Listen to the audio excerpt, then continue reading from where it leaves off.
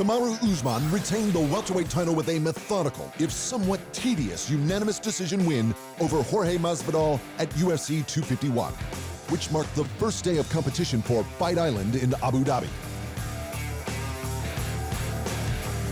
After months of speculation and hype talk, the purpose-built venue on Yas Island in the United Arab Emirates functioned as a draw unto itself. But people tuned in for the main event's big dance. At the end of the day, it takes two to tango. It's not, it's very hard for just one guy to be able to go out there and really sell to the masses. But only for so long can you sell bullshit to the fans. The fans know if you have someone that's worthy of a challenge or not. And the fact that Jorge had such an amazing year last year in 2019, it puts him into that category to where he is the next biggest challenge for me. And, I'm excited. I can't wait.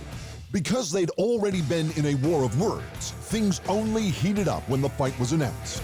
And while Masvidal insisted that his fights are never personal, he felt slighted by the champion's accusations and intended to make him pay. In contrast, Usman just wanted to break Masvidal like he breaks everyone.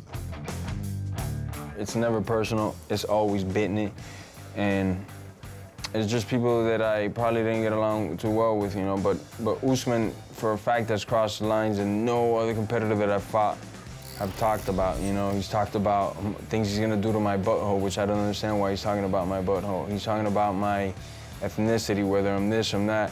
He's telling people that I'm saying I'm God. You can't find the video or a Twitter thing or nothing ever saying that I said I'm God. So this guy's just doing a lot of things that are gonna cause him to get hurt in a very violent way. Of course, I'm not gonna lie, I'm gonna take it. If I knock him out in the first round, I'm absolutely gonna take it and go home. But I want to break him mentally.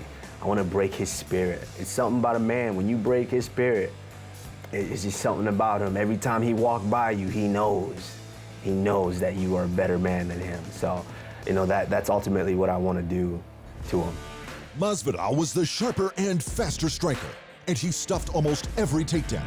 But the vast majority of the fight took place with him pressed up against the fence, getting his guts punched and his feet stopped. The decision was a formality in what many called a boring main event. People started hating Floyd Mayweather because he was so dominant. And Floyd, his defense was so good, and he was just so good at what he did. We can agree on that. He was so good at what he did to where everyone's like, oh, that's boring. He's not just fighting because people want to see a bar fight. We're risking our lives in there. And we've trained. What's the point of training each and every day and then going there and just slugging around and taking punches? You train to be able to make someone miss, to be able to control them in a certain way. That's what training is for, so you're not in there just taking punishment at will. And I do that better than anybody. And so whoever is saying that, they can say whatever they want. With back-to-back championship victories, the question quickly turned to, who's next? There's no shortage of contenders. Leon Edwards is there. The guy's been tearing it up. Gilbert had an amazing year. He's there. Kobe thinks he's there. So, there's no shortage of challengers. There's always going to be a challenger, and they're always going to throw somebody in there with me. And whatever the company feels like they want to throw in there, that's my job as a champion, is go out there and dominate them like I just did. As for the BMF champ, Masvidal was as gracious in defeat as ever. I think I showed a lot of my wrestling on 6-8 notice that I'm not too easy to take down or to hold down on the ground.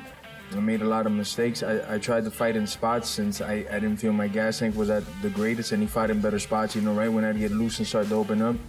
He was able to clinch me up and take it back into his world, so I'm not gonna take nothing away from him. He won fair and square. Usman's title win was just one of 3 for the night.